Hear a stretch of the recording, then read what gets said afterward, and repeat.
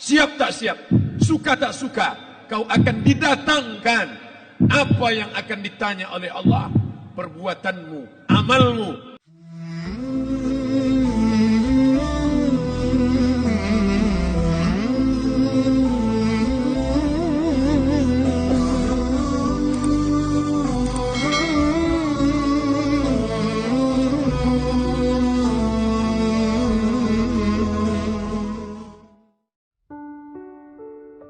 Malam ini kita menyadarkan diri kita, terlebih lagi yang berceramah, jangan kau hanya sampai menyampaikan ayat saja. Hai Abdul Somad, apakah kau yang bicara itu hatimu sudah hidup? Senantiasa merasakan diri, aku orang paling hina, aku orang paling kotor, ditempelkan kening ke lantai di tempat yang diinjak tapak kaki, mengatakan bahwa aku bukan siapa-siapa. Umur diberikan Allah 40, 60, 70. Berapa yang kupakai untuk menolong agama Allah? Berapa yang kupakai untuk mengingat Allah?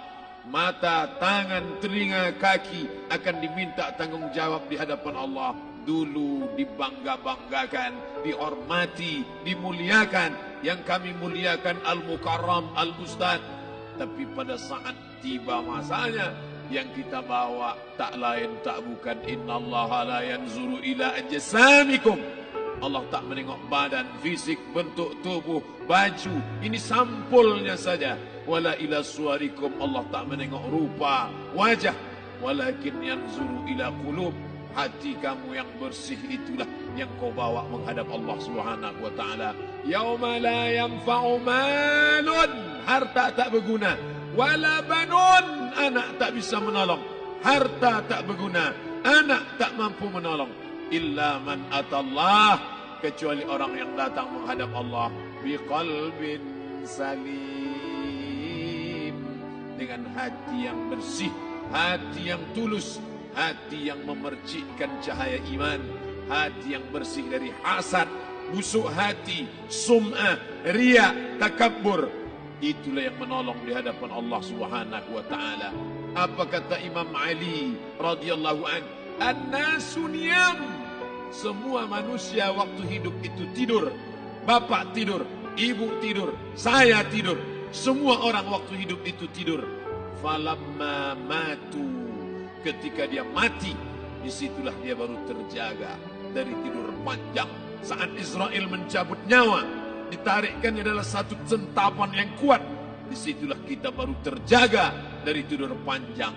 Betapa aku meninggalkan salat, betapa aku tak berzakat, betapa dulu kekuasaan. Aku lulus umur 30, pensiun 58, 28 tahun apapun tak pernah kubuat untuk agama. Sibuk membesarkan anak, sibuk mengurus warisan. Anak pun tak ingat dengan kita, karena kita lupa menanamkan pendidikan agama di dalam otak kepalanya. Harta yang banyak tak sempat menolong agama Allah. Anak tunggal semata wayang tak sempat dididik agama. Istri meninggalkan dalam keadaan stres susah hatinya, karena dia tak diajarkan sabar menerima ridha ketetapan takdir Allah. Dan paling celaka, tak pernah anggota tubuh ini dipakai untuk berzikir, muhasabah, mengingat Allah. Tak pernah mata dipakai menengok Quran, kitab suci Allah. Tak pernah dipakai hati merenung sejenak. Apa yang akan kubawa mati menghadap Allah Subhanahu wa ta'ala. Abdul Somad dari dalam tanah naik ke atas tanah, ceramah, masuk balik ke dalam tanah. Yang kau bawa apa?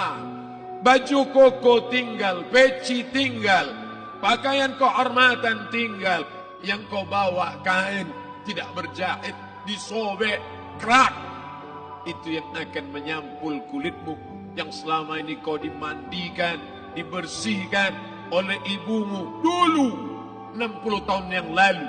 Sampai masanya kau lupa kapan kau dimandikan dulu. Sekarang ruh melihat, disebut dia ruh karena dia raha ya ruhu ruh, seperti aroma semerbak yang datang pergi hinggap. Ruh sampai masanya dia datang masuk ke dalam jasad. Ruh sampai masanya dia pergi meninggalkan jasad. Malam ini dimuliakan Al-Mukarram Haji Abdul Somad LCMA. Kenapa Abdul Somad ini dimuliakan? Karena roh hinggap sejenak sebentar. Sampai masanya besok pagi dia roh keluar dari dalam tubuh ini. Anak yang katanya ayahku sayang, istri katanya kaulah abang. Sampai masanya mereka tak lagi mau mendekat. Rumah itu saya yang buat, saya yang mengukurnya. Tapi begitu roh sudah keluar dari badan, tidak satu pun semeter, sesenti, sejengkal, sehasta ada tempat di rumah itu untuk jenazah bernama jenazah Abdul Somad. Mana kawan, sahabat, andai tolan, anak menantu, teman sekantor, semuanya pergi meninggalkan. Yang tetap dibawa, kalau pernah kaki melangkah salat berjamaah di masjid, kalau pernah tangan mengusap kepala anak yatim, kalau pernah tangan mengucap subhanallah. Nanti di akhir tausiah kita akan berzikir, munajat, muhasabah diri, berdoa, mengenang apa yang akan kita bawa menghadap Allah Subhanahu wa taala. Datang malaikat membawa kain kafan dari cahaya, akan menyambut ruh yang mulia. Hadis riwayat Ahmad bin Ambal dalam kitab Al-Musnad. Turun malaikat berlomba-lomba membawa kain putih dari cahaya, menunggu ruh akan keluar. Ruh menetes seperti embun di ujung daun. Daun tidak bergoyang, ranting tidak patah. Ruh menetes pelan, turun ke dalam kain kafan. Dibawa malaikat ke pintu langit. Tak sabar mereka menyambut. Inikah dia yang selama ini berjamaah? Berapa banyak yang masyhur terkenal di bumi, malaikat tak mengenal dia. Ini roh siapa? Tapi ini bukan LCMA, dia bukan ustaz, dia bukan ulama, tapi imannya dalam, kekuasaan dipakai menolong agama Allah. Rohnya keluar di bawah, semua malaikat mengucapkan salam. Inilah orang yang selama ini kami tunggu-tunggu. Catatannya sudah lama. Setiap pagi petang, malaikat subuh membawa catatan namanya, malaikat malam membawa catatan namanya. Kami merindukannya. Begitu orang-orang yang masyhur di langit, tapi tak dikenal makhluk bumi. Tapi ada sebaliknya, yang rohnya disentapkan, ditarik malaikat dengan begitu tarikan yang sangat kuat. Nabi bertanya saat Isra Mi'raj kepada mereka yang sudah mati ribuan tahun yang lalu, apa yang kalian rasakan? Yang satu mengatakan seperti tebasan pedang di tempat yang sama beratus kali. Yang satu mengatakan seperti kambing yang dikuliti hidup-hidup. Yang satu mengatakan seperti mata kail pancing ditarik dari kulit yang basah. Maka kita berdoa setiap selesai salat, Allahumma hawwin alaina, ringankan kami ya Allah, fi sakaratil maut, di saat sakaratul maut yang amat sangat menyakitkan itu.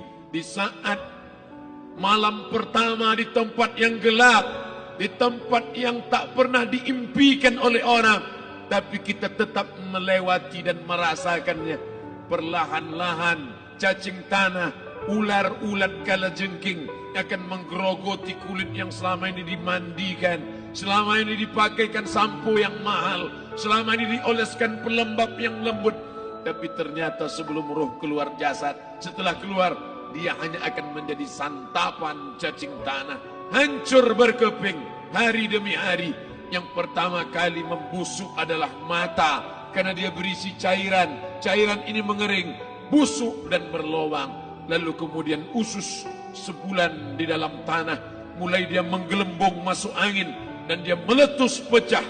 Cacing-cacing tanah mulai datang menggerogoti, memakan. Habis, siap tak siap, suka tak suka, kau akan didatangkan.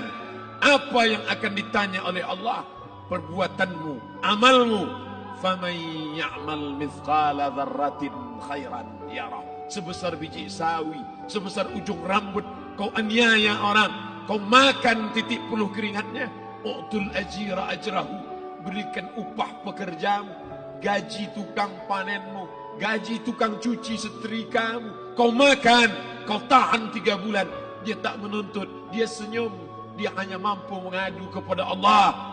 Tapi titik peluhnya yang keringatnya, air matanya akan kau balas di hadapan Allah Subhanahu wa ta'ala. Di saat itu tak ada siapa bisa menolong. Hari ini uangmu banyak, kau bayar pengacara handal 1 jam 100 juta, bebas tanpa syarat.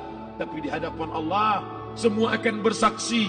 Al-yawma nakhtimu ala, lidah yang selama ini pandai bicara dikunci, ditutup Allah Ta'ala yang akan bicara. Wa tukallimuna aydihim wa tashhadu arjuluhum, kaki akan bersaksi, tangan akan bicara. Bima kanu yaksibun, yang pernah dilakukan di masa yang lalu. Mata melihat seolah-olah nyata perbuatan itu pernah dilakukan dulu. Kita lupa, kita tak ingat. Tapi catatan malaikat terlalu terang benderang. Wa in kullun lamma jami'un ladaina muhdarun. Catatan dibaca sampai-sampai orang itu tak percaya. Ma li hadzal kitab, kenapa buku catatan saya ini la yughadiru saghiratan, yang kecil-kecil, wala kabiratan, yang besar-besar, ahsaha, semua tercatat dalam buku catatan yang nyata. Dalam surat Al-Isra apa kata Allah? Iqra. Hari ini kalau dikatakan Iqra baca Quran, Iqra baca Yasin, malam Jumat Iqra baca surat Al-Kahfi. Tapi sampai hari itu Yasin tak bermakna, Al-Kahfi tak lagi disuruh baca karena hidup sudah berakhir. Iqra, baca. Apa yang kau baca? Kafa binafsikal yawma alaika hasiba. Baca buku catatan amal. Sampulnya dosa, isinya dosa.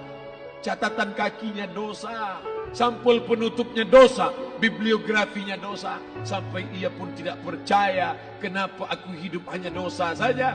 Saat itu dia mendengar teriakan azab, saat itu dia menyaksikan pekikan teriakan sakitnya siksa. Rabbana, ya Tuhan kami, farji'na, balikkan lagi kami ke dunia. Rabbana, ya Tuhan kami, absarna, mata kami sudah melihat azab. Wasami'na, telinga kami sudah mendengar sakitnya, pekikan, teriakan, jeritan. Farji'na, balikkan lagi kami ke dunia. Na'mal salihan, kami ingin amal saleh. Kami ingin bantu masjid, kami ingin sekolahkan anak yatim, kami ingin muliakan fakir miskin, kami ingin bantu panti jompo. Farji'na, balikkan lagi kami dunia. Kami ingin salat tahajud, kami ingin tahiyatul masjid, kami ingin puasa sunnah. Saat itu penyesalan tak lagi berguna. Na'mal salihan, kami ingin amal saleh. Andai kau beri kami tenggat waktu ya Allah, laula akhartani, kalau kau beri aku waktu, ila ajalin qarib, aku tak minta hidup 1000 tahun. Ila ajalin qarib, sebentar saja kau hidupkan aku ya Allah. Di situ orang baru tahu apa yang pernah dilakukan dulu, yang di masa lalu. Tak ada cara lain kecuali malam ini kita bertaubat, taubat nasuha, mandi, solat sunat taubat. Ma min muslimin yuznibu zamban, ada orang silap, khilaf, buat dosa, salah. Siapa yang tak pernah salah? Sedangkan datuk moyang kita Adam pun salah, tapi dia mengetahui, sadar salahnya. Dia berdoa, Rabbana zalamna anfusana, kami sudah menzalimi diri kami. Wa illam taghfir lana, kalau kau tidak mengampuni kami, wa tarhamna, kalau kau tidak merahmati kami, dan lanakunanna minal khasirin, kami termasuk orang yang rugi ya Allah. Maka malam ini kita bermunajat kepada Allah, berdoa, mengenang masa lalu, bergelimang dosa, besok tak akan kita ulang. Kita minta ampun kepada Allah Subhanahu wa taala. Astaghfirullahalazim. Astaghfirullahalazim. Astaghfirullahalazim.